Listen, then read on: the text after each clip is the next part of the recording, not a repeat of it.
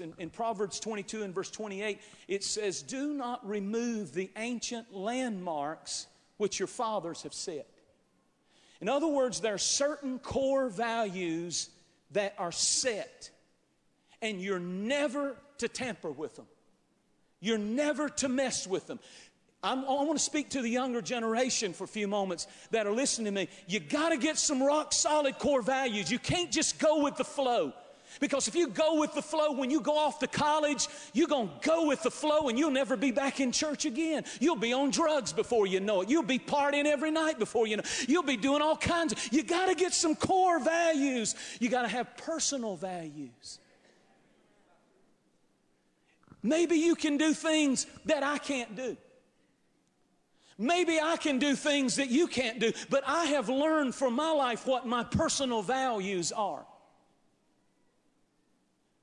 Then we need traditional values, and then there are those core values that should never, ever change. Let me put it this way. For instance, in the United States, we have hundreds of laws that our Congress has passed. But we only have one United States Constitution. The Constitution is our core value. Now, they make laws and change them all the time according to the culture. They change laws, they come and they go, and things differ. But the core value of our nation is the Constitution, and we never are to remove that landmark. Never are we to touch it. And you've got to have some things inside of you that are that rock solid. Well, I want to talk about these three real quick. Personal values. Let me just break it down. I have personal values. And I hesitate to tell this, but I have things that I do for me that I feel like God has spoke to me to do. I have to read this book.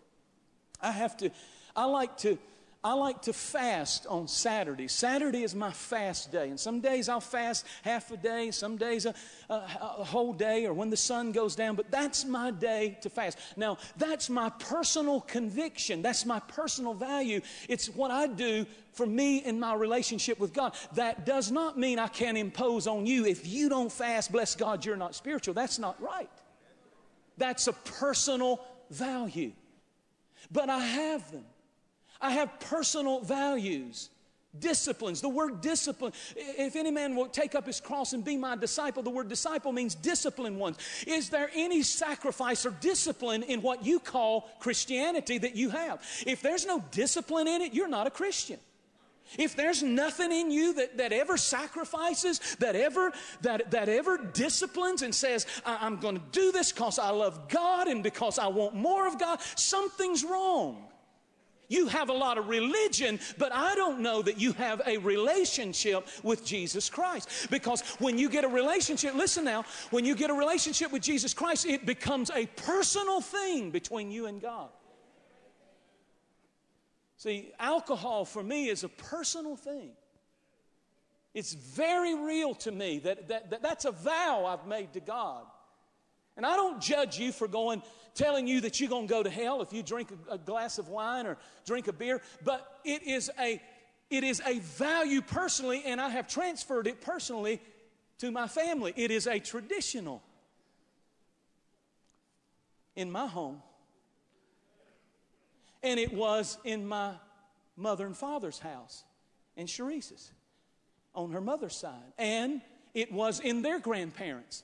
And for almost 6 generations, nobody has touched alcohol in our family as far as been drinkers. Now, I can tell I love it when you get quiet. I love it, I love it, I love it, I love it. See, I got a license to do what I'm doing. I am an ordained minister. I have a license to get all in your business. Just buckle your seat belts. Turbulent weather up ahead. I can feel it. I'll say more about that in a little bit. But the apostles had personal values. 1 Corinthians 8 and verse 13, Paul said, I'll not eat meat when I eat with these people because they have certain values that it would offend them. And he said, I won't do it. But he never said, you can't do it. So there are personal values. Everybody say personal values. See, you're supposed to have personal commitments. Do you read the Bible? Do you pray? Do you ever put any worship on in your life ever? Besides coming to church and doing church. There's supposed to be some personal sacrifice, consecration, commitment to God that is between you and God. And then there's traditional values. I want to talk about it, such as the drinking of wine, the use of tobacco. See, it used to be every evangelical, the Baptists, the Methodists, at one time they all preached that we should abstain from alcohol and tobacco. Now, personally, as I mentioned, I'm a teetotaler. I do not drink. Now, I don't judge somebody. I don't feel like I have people that I have sat down and ate meals with, and they drink their wine, and it doesn't bind me up. It doesn't bother. That's between them and God. But for me and for my house, now, I hope my kids are going to honor that because there's something precious about it. And you say, well, now what's the point of that? Well, let me give you a few reasons why. That's a traditional value in my home. That I don't have a six-pack in my fridge, and I'll never have one. Why? Because I've never known of an alcoholic that didn't start out a social drinker. Never. Well, what does it hurt? I've never in 20 plus years of preaching had anyone come to me and say, my life was a wreck and a mess, and then I started drinking and everything got wonderful.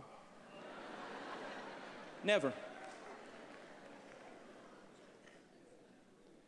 Now, I can't tell you that if you drink a beer or you drink wine that you're going to go to hell. No. God's not going to put you on a rotisserie and turn you over no. But I can tell you this, the Bible does say, now here's a core value. If it's in the Word, all drunkards will have their place in the lake of fire. Which means if you're going to drink, you better not drink to get drunk. And my problem is, I know me. If I'm going to do it, I want to feel it. That's just me. Now, I'm glad you can have one and quit. I can't. Give me the whole bottle. I want to. And here's the problem. How do I know where that line is? Because there's a place where you start feeling the buzz. So at the point where I cross over from just drinking socially to feeling the buzz, now I've moved into a danger area according to the Scriptures. So why not stay as far away from it as I can? And I know you young people. No, I got to preach right here. I know you young people. You know so much more than we know, and any of us. And this is a day of free. But I'm going to tell you that every time you lower the standard, your kids are going to lower it when you come along.